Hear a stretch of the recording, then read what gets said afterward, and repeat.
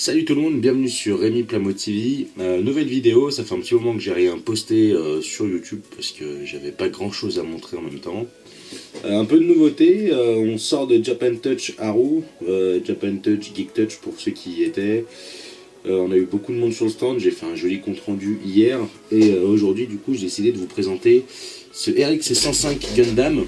Alors je pense que le nom de la gamme c'est Universal Unit, c'est une petite gamme de kits pré-peint et pré-monté. Il y a eu un petit peu de montage à faire, vous avez pu le voir en live sur la chaîne le dimanche matin. J'ai fait ça pour rigoler. Moi j'ai pas eu la foule de monde parce que c'est-à-dire qu'on n'est pas 700 000 non plus sur la chaîne, mais ça permet de pas surcharger la connexion. Le kit tel que vous le voyez actuellement, il est monté brut sorti de boîte, j'ai fait aucune retouche. Je l'ai monté juste avec une pince coupante et un bout de cutter. J'ai rien poncé, rien préparé plus que ça. C'est un plastique qui est pas trop mauvais. Ça se travaille bien, j'ai mis les quelques stickers, on peut voir d'ailleurs que ça se décolle sur le genou, vous voyez. Mais bon, en même temps les stickers chez Bandai n'ont jamais vraiment été le truc le plus costaud. Alors voilà, petit problème, ça commence déjà. Les jupes avant-arrière qui sont constamment en train de se décrocher. Donc là j'avais mis de la pâte à fixe pourtant, mais ça bouge quand même. Je vais pas la remettre tout de suite parce que ça sert à rien. On a un petit peu de mobilité sur ce kit, puisqu'on a pas mal de choses articulées, les panneaux avant-arrière des épaules. On a ces deux pièces là qui sont articulées aussi, indépendamment. La jupe bouge un peu, mais je la bouge pas trop, sinon ça va tout péter. On a un petit peu d'articulation au niveau jambes, c'est pas mal. Le pied, vous pouvez le tirer pour le modifier. Il se remboîte, voilà, j'ai un stick qui vient de tomber là, donc on va essayer de récupérer ça proprement, et puis on recollera plus tard, c'est pas grave. Donc ça bouge, la jambe s'enlève facilement, vous voyez, c'est une articulation de tout ce qu'il y a de plus banal. C'est de remettre ça en place correctement.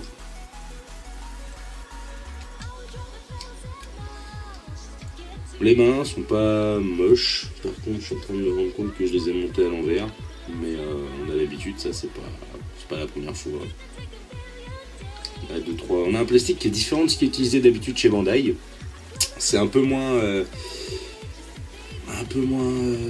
fragile, je sais pas comment expliquer, ça a l'air d'être plus costaud dans un sens mais plus sec, plus cassant.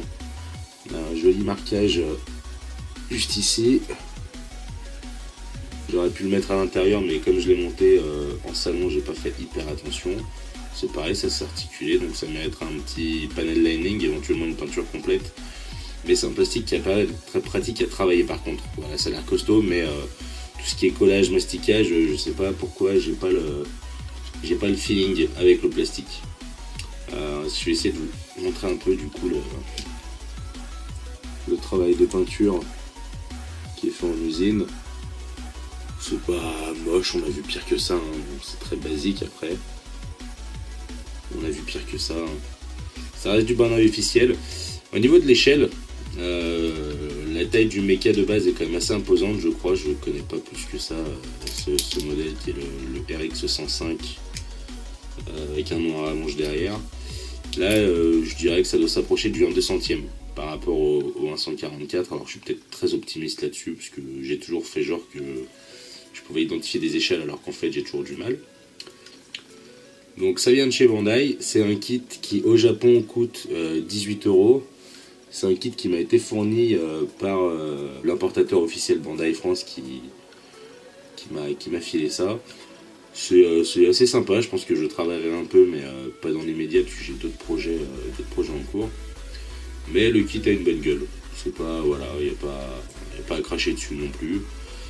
Je sais pas par contre en France combien ça va se vendre. Je sais pas non plus du tout la série, si elle est composée de beaucoup de modèles ou pas, si c'est une nouvelle série de kits qui va s'agrandir, enfin de kits. C'est pas de la maquette. Il y a un petit peu de montage à faire, mais c'est pas de la maquette. Ça reste de la figurine et encore de la figurine d'expo petit budget. On va finir sur cette vue, donc vous voyez qu'il y a quelques traces, ça a été monté en usine, le buste lui est monté en usine. Les seules choses que j'ai eu à assembler sont les jambes, les bras, le backpack, et puis j'ai rajouté cette petite pièce là sur la tête, hein, l'ensemble du V-fin, je ne sais pas comment vous le prononcez.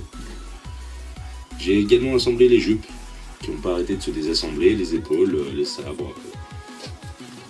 Donc pour la prochaine vidéo, on va probablement parler de ceci.